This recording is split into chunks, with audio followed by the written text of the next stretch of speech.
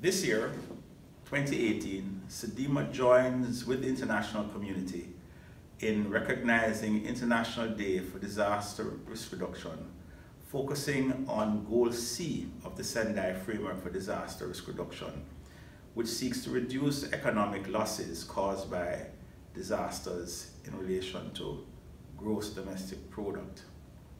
Incidentally, SEDIMA also has an indicator as part of the CDM strategy, which is tracking similar results as a part of the application of the Comprehensive Disaster Management Strategy for 2014 to 2024.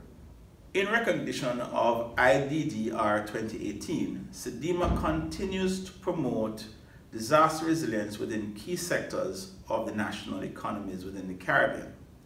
Therefore, Goal C of the Sendai Framework is linked to Priority Area 3 of the Comprehensive Disaster Management Strategy 2014 to 2024, which speaks to improved integration of comprehensive disaster management at the sectoral levels.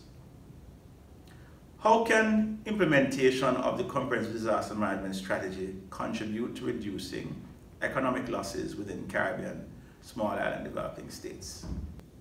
The Comprehensive Disaster Management Strategy 2014 to 2024 is made up of 4 priority areas.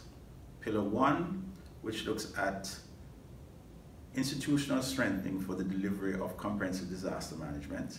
Pillar 2, which looks at knowledge management, in particular the application of knowledge, research and science for decision making.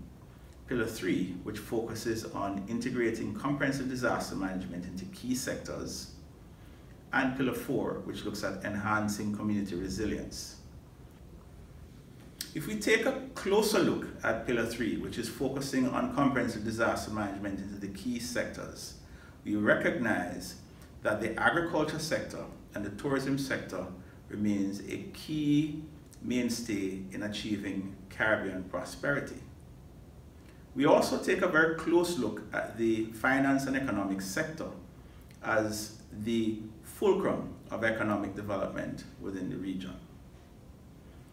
In advancing resilience within the Caribbean, SEDIMA has articulated a resilience pathway as a corollary to the Comprehensive Disaster Management Strategy 2014 to 2024. The resilience pathway focuses on 5 key themes, or pillars if you may. 1, social protection for the marginal and most vulnerable. 2, safeguarding infrastructure. 3, enhancing economic opportunities. 4, advancing environmental protection. And 5, operational readiness for response and recovery. All 5 pillars contribute something to achieving economic resilience and will be central to helping with the advancement of attaining Goal C of the Sendai Framework, and in particular the indicators associated with Priority Area 3 of the Comprehensive Disaster Management Strategy 2014 to 2024. We must, however, be mindful of the underlying risk drivers.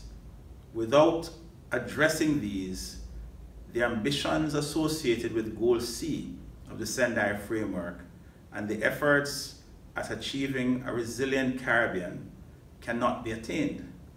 We therefore must have a sharp focus on driving or addressing vulnerability, driving down or addressing vulnerability, or addressing the environmental degradation within our Caribbean states, as this is central to attaining our economic prosperity goals. We must also address the issue of standards, land use, land management, and development control. All are central to reducing the effects of natural hazards on our Caribbean economies and ensuring the attainment of Goal C.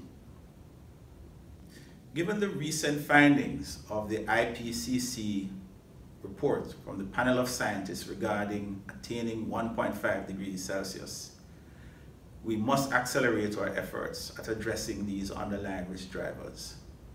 Governments are going to be called on to modernize their social protection systems to address vulnerability, to modernize and enhance their national planning systems to address the issues related to development control and development planning, including addressing building standards and building codes, and further to look at the environmental protection agenda, given the central importance it plays in attaining regional prosperity.